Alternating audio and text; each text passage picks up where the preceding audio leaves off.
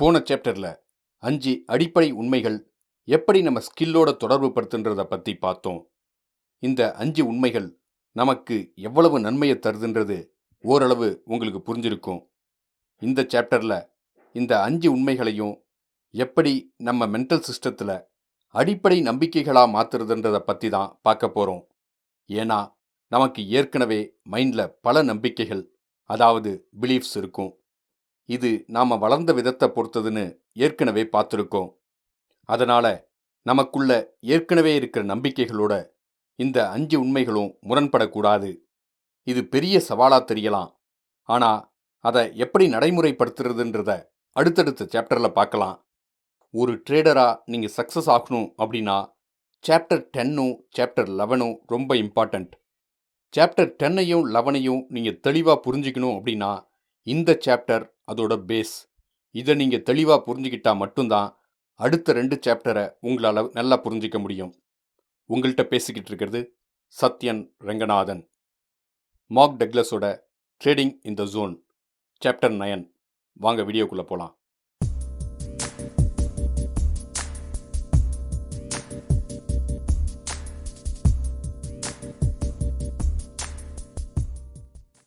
Functional லெவல்னா என்ன?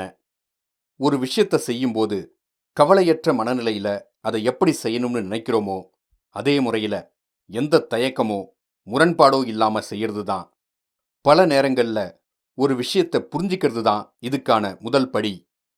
ப்ராபபிலிட்டிஸில் எப்படி think பண்ணுறதுன்றதை புரிஞ்சிக்க அதோட கான்செப்ட் என்னன்னு தெரிஞ்சிக்கிறது ரொம்பவும் முக்கியம்.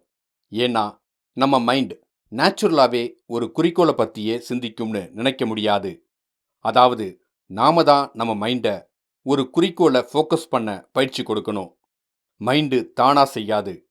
அதே போல் பயிற்சி மட்டுமே போதாது.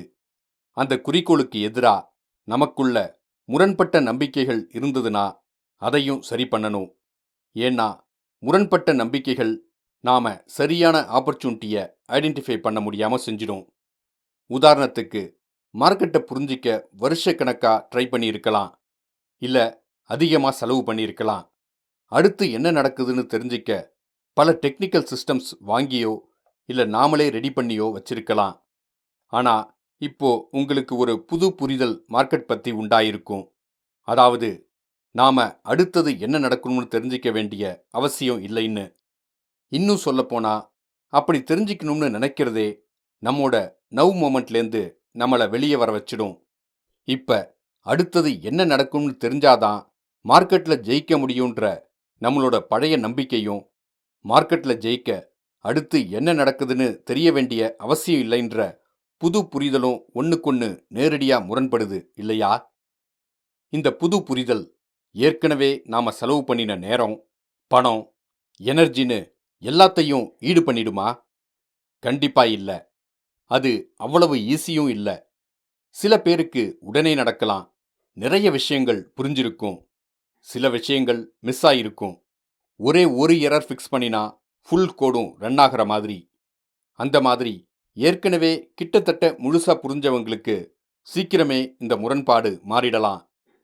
ஆனால் அப்படி இல்லாதவங்களுக்கு நிறைய நேரமும் மைண்ட் அளவில் நிறைய பயிற்சியும் தேவைப்படும். நம்பிக்கைகள், அதாவது பிலீஃப்ஸ் எங்கேருந்து தொடங்குது? நம்பிக்கைகளோட இயல்புகள் என்னன்னு தெரிஞ்சாதான் கன்சிஸ்டண்ட்டாக சக்ஸஸ் பண்ணுற ட்ரேடர்ஸாக நாம் மாறதுக்கான மைண்ட் செட்டை உருவாக்க முடியும்.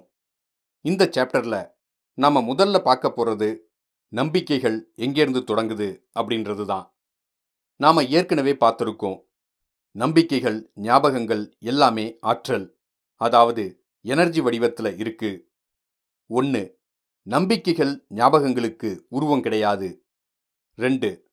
காஸ் அண்ட் எஃபெக்ட், அதாவது காரணம், அதனோட விளைவு மூலமாக தான் நம்பிக்கைகள், ஞாபகங்கள் எல்லாம் உருவாகுது. நமக்கும் வெளிப்புற சூழ்நிலைக்கான தொடர்பும் தான் நம்பிக்கைகளை உருவாக்குது. 3. இந்த தொடர்பை பயன்படுத்தி வெளிப்புற சூழ்நிலைகளை குறித்த நம்மோட கண்ணோட்டத்தை எப்படி மாற்றி அமைக்கலாம்? நம்பிக்கைகள் எப்படி உருவாகுதுன்னு நாம் தெரிஞ்சிக்க இந்த 3 விஷயங்களை சரியாக புரிஞ்சிக்கணும். இது மூலமாக ஞாபகத்துக்கும் நம்பிக்கைக்குமான வித்தியாசம் புரியும். ஒரு குழந்தையை எடுத்துக்கிட்டோம்னா அதனோட ஞாபகங்கள் ரொம்ப தூய்மையாக இருக்கும். அதாவது அந்த குழந்தை பார்த்த, கேட்ட, தொட்ட, முகர்ந்த, சுவைத்த ஞாபகங்கள் எல்லாமே அந்த குழந்தை எப்படி உணர்ந்ததோ அந்த விதத்திலேயே பதிவாகி இருக்கும். எந்த வார்த்தையோடும் தொடர்புல இருக்காது, எந்த அமைப்பிலேயும் பதிவாகி இருக்காது.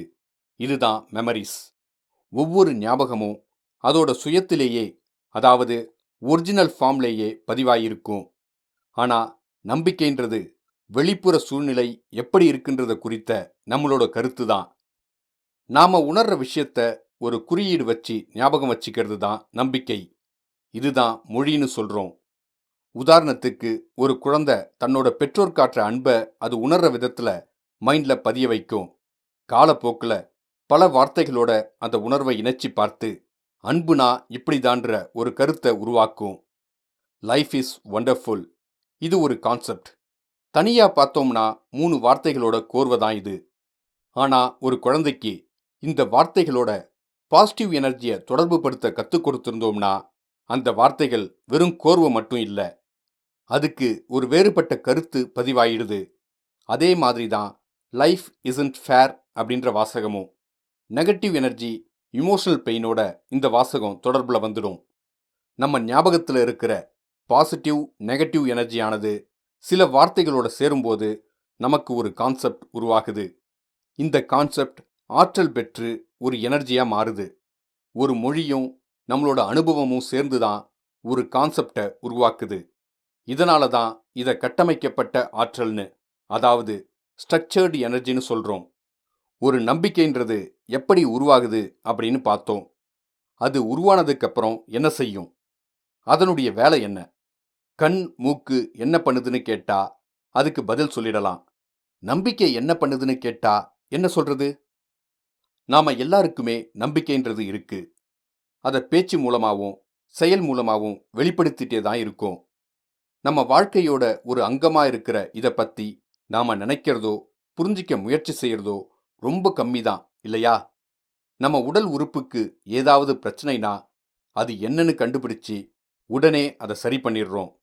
ஆனா நம்ம வாழ்க்கை தரத்தை பாதிக்கக்கூடிய விஷயங்கள், அதாவது மகிழ்ச்சியின்மை, திருப்தியின்மை, இது போன்ற விஷயங்களை பத்தி நாம பெருசா எதுவும் செய்யறதில்ல. இதெல்லாம் நம்ம நம்பிக்கைகள்லேருந்து தான் வருது. நம்ம என்ன அனுபவப்பட்டிருக்கோமோ அதுதான் உண்மைன்ற மாதிரியும், கேள்வியே தேவையில்லைன்ற மாதிரியும் இந்த நம்பிக்கைகள் உணர வைக்கும். ஒரு சக்சஸ்ஃபுல் ட்ரேடரா வரணும்னா உங்க ஆசை இல்லாம இந்த விஷயத்தை பத்தி பேசவே போறதில்ல, இல்லையா? பல பேருக்கு இதை பத்தி யோசிக்கவே பல வருஷங்கள், பல தோல்விகள் தேவைப்படும். நம்மோட தோல்விகளுக்கு நம்மோட நம்பிக்கைகள் தான் காரணம்னு புரியவே பல நாட்கள் ஆகிடும். நம்ம யாருமே நம்பிக்கைகளோட பிறக்கல. நமக்கு இருக்கிற பாதி நம்பிக்கைகள் நம்மாலேயே வந்திருக்காது. வேற யாராவது அதை நம்ம மைண்ட்ல பதிய வச்சிருப்பாங்க. நமக்கு ரொம்ப கஷ்டத்தை கொடுக்கிற நம்பிக்கைகள் அடுத்தவங்க கிட்டேருந்து தான் வந்திருக்கும். நம்ம சின்ன வயசுல இருக்கும்போது நமக்கு கற்றுக் கொடுக்கப்படுற நம்பிக்கைகள் பலதும் நமக்கு எதிர்மறையான விளைவுகளை தான் கொடுக்குது. ஆனா அப்ப அது நமக்கு புரிஞ்சிருக்காது. நம்பிக்கைகள் எப்படி உருவாகி இருந்தாலும் உருவான பின்னாடி அதனுடைய செயல்பாடுகள் ஒரே மாதிரி தான் இருக்கும். உதாரணமா, நம்ம எல்லாருடைய கண்ணும் ஒரே மாதிரி இல்லைனாலும் ஒரே வேலையை தான் செய்யுது. லைஃப் இஸ் பியூட்டிஃபுல் அப்படின்ற நம்பிக்கையும் லைஃப் இஸ்ன்ட் ஃபேர் அப்படின்ற நம்பிக்கையும் ஒரே மாதிரி தான் வேலை செய்யுது. ஆனா இந்த 2 நம்பிக்கையும் அது பாதிக்கிற விதமும் வெவ்வேறு மாதிரி இருக்குது. நம்மளோட நம்பிக்கைகள் நம்மளோட வாழ்க்கையை எப்படி பாதிக்குது? நம்மோட நம்பிக்கைகள் தான் நாம வாழ்க்கையை எப்படி அணுகுறோம்ன்றத உருவமைக்குது. இந்த நம்பிக்கைகள் சேர சேர அதுக்கேத்த மாதிரி நம்மோட வாழ்க்கையும் மாறுது.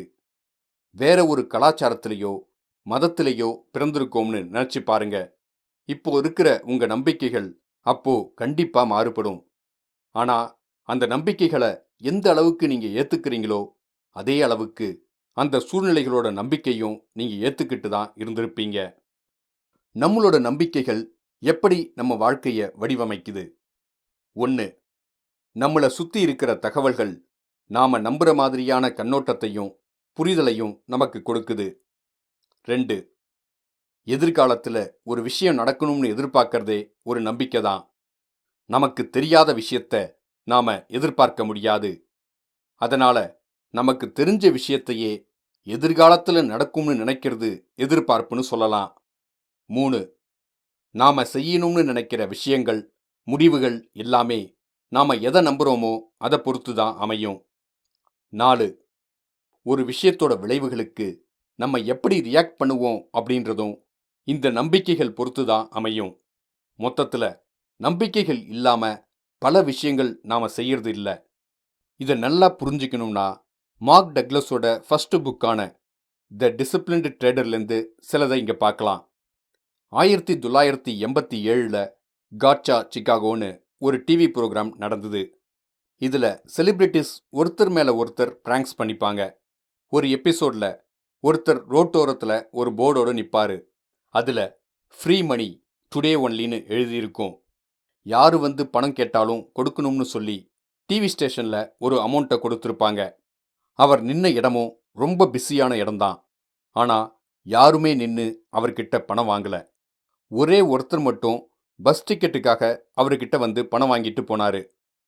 யாருமே வராததுனால நின்னு நின்னு கடுப்பாகி அவரு இங்க யாருக்கு பணம் வேணும், ப்ளீஸ் எடுத்துக்கோங்க அப்படின்னு கத்தியும் யாருமே வரல. நிறைய பேர் அவரை அவாய்ட் பண்ணிட்டு போனாங்க. ஒருத்தர் அவரை கிராஸ் பண்ணும்போது இவரு உங்களுக்கு பணம் வேணுமான்னு கேட்டாரு. ஆனா அவர் வேண்டான்னு சொல்லிட்டு போயிட்டாரு. இங்க என்னதான் நடக்குது? அப்போ யாருக்குமே பணம் வேண்டாமா? எல்லாரும் இந்த போர்டை படிச்சு பார்க்கறாங்கன்னு வச்சுக்கிட்டா அப்போ யாருக்குமே பணத்தை பத்தின அக்கறை இல்லையா? ஆனா அது சாத்தியமா? எல்லாரும் பணத்தை தேடி ஓடும்போது கூட ஏன் இந்த பணத்தை யாருமே வாங்கல? சுற்றுச்சூழல் ஒரு வாய்ப்பு கொடுக்குது. எந்த நிபந்தனையும் இல்லாம யாரோ நமக்கு பணம் கொடுக்கறாங்க. ஆனா யாருமே அதை வாங்கல. என்ன நடக்குதுன்னு அவங்களால கணிக்க முடியலையா? இருக்கலாம். ஏன்னா நம்மள பல பேருக்கு ஒரு நம்பிக்கை இருக்கு. ஃப்ரீ மணி டசன்ட் எக்ஸிஸ்ட்னு. இப்படி ஒரு நம்பிக்கை நம்ம மைண்ட்ல இருக்கும்போது ஃப்ரீயா பணம் தரேன்னு ஒருத்தர் சொன்னா அதை நம்ம மைண்ட் நம்பாது இல்லையா? அது ஒரு முரண்பாடு தானே. இந்த முரண்பாட்டை நீக்க கண்டிப்பா ஃப்ரீயா யாரும் பணம் தரமாட்டாங்கன்னு முடிவு பண்ணிடுறோம். நிபந்தனை இல்லாத பணம் யாருமே தரமாட்டாங்க. அதுவும் முன்ன பின்ன தெரியாத ஒருத்தர் கண்டிப்பா தரமாட்டார். அதுவும் இவ்வளவு பிஸியான ரோட்ல நின்னு. அப்படி இருந்தா கூட்டம் கூடியிருக்காதா? கண்டிப்பா இவர் பைத்தியம்தான். பக்கத்துல போனா என்ன பண்ணுவாரோ? தூரமா போறது தான் சரி. இப்படி பல எண்ணங்கள் அவங்க மனசுல ஓடலாம். இந்த எண்ணங்கள் எல்லாமே யாரும் சும்மா பணம் தரமாட்டாங்கன்ற நம்மோட நம்பிக்கைகளை ஒட்டி தான் இருக்கு. 1. ஃப்ரீ மணின்ற வார்த்தைய சூழ்நிலை நமக்கு கொடுக்கிற எண்ணத்தோட தான் தருது. ஆனா நாம் அதை சரியான கண்ணோட்டத்துல பார்க்கவும் இல்லை, புரிஞ்சிக்கவும் இல்லை. 2. அந்த பணம் கொடுக்கிறவர் பைத்தியமா இருக்கலாம்னு முடிவு பண்ணி நம்மள ஆபத்திலிருந்து தள்ளி நிக்க சொல்லுது. 3. இதனால தான் அவர்கிட்ட இருந்து தள்ளி போக நினைக்கிறோம். 4. இதனோட விளைவுகள் ஒவ்வொருத்தரையும் எப்படி உணர வச்சுது. ஒவ்வொருத்தரை பத்தியும் தனித்தனியா தெரியாம கடைசி கேள்விக்கு விடை சொல்ல முடியாது. ஆனா ஒரு பைத்தியக்காரக்கிட்ட இருந்து தப்பிச்சிட்டோம்னு எல்லாருக்கும் ஒரு நிம்மதி இருந்திருக்கும். இந்த நிம்மதி மோதலை தவிர்க்கிறதுக்கான வர்ற ஒரு ஸ்டேட் ஆஃப் மைண்ட், அதாவது மனநிலை. நாம எப்படி உணர்றோம்ன்றது தான் திட்டவட்டமான உண்மை. ஒரு குறிப்பிட்ட மனநிலையை உருவாக்குற நம்பிக்கைகள் எல்லாமே சூழ்நிலையோட கண்ணோட்டத்திலேருந்து பார்க்கும்போது உண்மையானது இல்லை. பல சாத்தியக்கூறுகள் இருக்கு. மோதலை தவிர்த்ததுனால வர நிம்மதி ஒரு மனநிலைனா, சப்போஸ் ஃப்ரீ மணி எக்ஸிஸ்ட் அப்படின்றத நாம நம்பினோம்னா அதே மாதிரியான செயல்முறை தான் இதுலேயும். ஒருத்தர் பஸ் டிக்கெட்டுக்கு காசு வாங்கிட்டு போனார் இல்லையா? அதுதான் இந்த நிலைக்கான உதாரணம். சூழ்நிலை கொடுத்த இன்னொரு சாத்தியக்கூறு தான் இது. அவரோட நம்பிக்கையும் புரிதலும் டிவி ஸ்டேஷனோட ஒத்து இருந்தது. யாராவது சும்மா பணம் தருவாங்கன்ற அவரோட நம்பிக்கைக்கு ஒத்து இருந்தது. அப்ப அவரோட உணர்வு எப்படி இருந்திருக்கும்? கண்டிப்பா நினைச்சது கிடைச்ச திருப்தி அவருக்கு இருந்திருக்கும். அவருக்கு தெரியாதது என்னன்னா இன்னும் அதிகமாவே பணம் கிடைச்சிருக்கும். இதே விஷயத்துக்கு இன்னொரு சாத்தியக்கூறும் இருக்கு. அதாவது சும்மா யாரும் பணம் தரமாட்டாங்கன்னு நம்புற ஒருத்தரே கொஞ்சம் ஆர்வமாக்கி கொடுத்தா எப்படி இருக்கும்னு யோசிச்சார்னா, அவரோட நம்பிக்கையை தள்ளி வச்சுட்டு என்ன நடக்குதுன்னு பார்க்கலாம்னு நினைச்சார்னா, நேரா அவர்கிட்ட போய் பணம் கேட்பார். அவரும் கொடுப்பார். இப்போ என்ன நடக்கும்? பணம் கிடைக்கும்னு எதிர்பார்க்காத சமயத்துல அவர் நம்பினதுக்கு எதிர்மறையா பணம் கிடைச்சா என்ன ஆகும்? பல பேர் சும்மா யாரும் பணம் தர மாட்டாங்கன்னு ஏன் நம்புறாங்கன்னா, சின்ன வயசுல இருந்து அவங்க அனுபவங்கள் அப்படி. நாமளே எத்தனை தடவை இது விலை அதிகம் அப்படின்ற வார்த்தையை கேட்டிருப்போம். எத்தனை குழந்தைங்க பணம் என்ன மரத்திலையா காய்க்குது இந்த மாதிரியான கேள்விகளை எதிர்கொண்டிருப்பாங்க. அதனால தான் இந்த அனுபவம் ஒரு நெகட்டிவ் நம்பிக்கையா பதியுது. இப்போ இப்படி இருக்கிற ஒருத்தர்கிட்ட எந்த நிபந்தனையும் இல்லாம அவர் கேட்கிற பணத்தை கொடுக்கும்போது அவர் உணர்றது தூய மகிழ்ச்சியா தான் இருக்கும். கண்டிப்பா அவருக்கு தெரிஞ்சவங்க எல்லார்கிட்டையும் இத பத்தி சொல்லுவாரு. இன்னைக்கு என்ன நடந்ததுன்னு சொன்னா நீ நம்பவே மாட்ட, இப்படி ஆரம்பிப்பாரு. கேட்குறவங்க நம்பவும் போறதில்ல. ஏன்னா பணத்தை யாரும் சும்மா தரமாட்டாங்கன்ற அவங்களோட நம்பிக்கையினால தான். பணம் கிடைச்சதுக்கு அப்புறம் இன்னும் கொஞ்சம் அதிகமா கேட்டிருக்கலாமோ அப்படின்ற எண்ணம் வருதுன்னு வச்சுக்கோங்க. அவர் உணர்ந்த அந்த தூய மகிழ்ச்சி போய் நெகட்டிவா விரக்தி வந்துடும். ஏன்னா கிடைச்சதை விட்டுட்டு மைண்ட் கிடைக்காததை பத்தி யோசிக்க ஆரம்பிச்சிடும். பாசிட்டிவான நம்பிக்கை நெகட்டிவா மாறிடும். நம்பிக்கைகளும் உண்மையும். நாம பார்த்த 3 உதாரணத்திலேயும் ஒவ்வொருத்தரும் அவங்கவுங்களுக்கு ஏத்த மாதிரி அனுபவப்பட்டிருப்பாங்க. அவங்க அனுபவிச்சது தான் உண்மை. அதுதான் நிதர்சனம்னு சொல்லுவாங்க. இந்த 3 விதமான உண்மைகளுக்குள்ள இருக்கிற முரண்பாட்டை நாம எப்படி சரி செய்யறது? நம்மோட நம்பிக்கைகள் அதுக்கு ஒத்துப்போற தகவல்களை மட்டும்தான் காட்டும்னா எது உண்மைன்னு நமக்கு எப்படி தெரியும்? இதுக்கு பதில் தெரியணும்னா இந்த 4 யோசனைகளை பார்ப்போம். 1. இயற்கை பல விஷயங்களை வெளிப்படுத்துது. மனிதர்கள் பல விஷயங்களை உருவாக்குறாங்க. இயற்கையோட வெளிப்பாடும் மனுஷனோட உருவாக்கமும் சேரும்போது பல கோணங்களும் பல விஷயங்களும் அதில் அடங்கியிருக்கும். இது எல்லாத்தையும் நம்ம புரிஞ்சுக்கணும்னு நினைச்சோம் அப்படின்னா நம்ம மைண்ட் ஒரு குழப்பத்துல தான் முடியும். 2. இயற்கை பல விஷயங்களை வெளிப்படுத்தும். ஆனா இதுல நம்ம நம்பிக்கைகள் எதுல இருக்கோ அதை தான் நம்ம உண்மைன்னு நம்புறோம். அந்த உண்மை அப்படின்றது நம்ம நம்பிக்கை சார்ந்ததை தவிர அது உண்மை அப்படின்றது கிடையாது. 3. நம்மளோட நம்பிக்கைகள் எல்லாமே உண்மைன்னு வச்சுக்கிட்டோம்னா நம்ம எதிர்பார்ப்புகள் எல்லாமே எப்பவுமே நிறைவேறும். அப்படி எல்லாமே நிறைவேறுச்சுன்னா நாம எப்பவுமே திருப்தியான மனநிலையில தான் இருப்போம். மகிழ்ச்சியை தவிர வேற எதை உணர முடியும்? 4. இந்த 3வது கூற்று சரிதான்னு நீங்க நினைச்சீங்கன்னா அதோட தொடர்ச்சியும் உண்மையா தான் இருக்கும். நாம திருப்தியா உணரலைனா நம்ம நம்பிக்கைகளும் சூழ்நிலையும் ஒத்துப்போகலன்னு அர்த்தம். இப்ப கேட்டு பாருங்க, எது உண்மை? பதில் என்னன்னா, எது நமக்கு நன்மை செய்யுதோ அதுதான் உண்மை. நம்மோட சூழல் பல விதத்துல தன்னைத்தானே வெளிப்படுத்துது. ஆனா நம்மோட நம்பிக்கைகள் அது எல்லாத்தையும் உணர வாய்ப்பு கொடுக்கறது இல்ல. அப்ப நம்ம நினைக்கிற விஷயத்தை அடைய எந்த நம்பிக்கைகள் உதவி பண்ணுதோ அது மட்டும்தான் உண்மை. அதாவது நம்ம நம்பிக்கைகள்ல இருக்கிற உண்மைன்றது அந்த நம்பிக்கைகள் எந்த அளவு உபயோகமா இருக்குன்றத பொறுத்து தான். நமக்குள்ள இருக்கிற இயற்கையான தேவைகள், ஆசைகள், ஆர்வங்கள், குறிக்கோள்கள் எல்லாமே நம்ம சுற்றுச்சூழலோட நம்மளை தொடர்பு கொள்ள வைக்கும். இதுல நாம எடுக்கிற எந்த நடவடிக்கைகள் நமக்கு வேண்டியதை அடைய உதவி செய்யுதோ அதுதான் நாம உண்மைன்னு நினைக்கிற நம்மளோட நம்பிக்கைகள். உண்மைன்றத நாம என்னன்னு எடுத்துக்கலாம்னா, 1. சுற்றுச்சூழல் நமக்கு காட்டுற தகவல்கள்லேருந்து நாம எத்தனை சாத்தியமான விஷயங்களை உணர முடியுது. 2. நாம உணர்ந்ததை எப்படி புரிஞ்சுக்கிறோம். 3. என்ன முடிவுகள் எடுக்கிறோம். 4. என்ன எதிர்பார்ப்புகள் நமக்கு இருக்கு. 5. அதற்கான நம்மளோட முயற்சிகள். 6.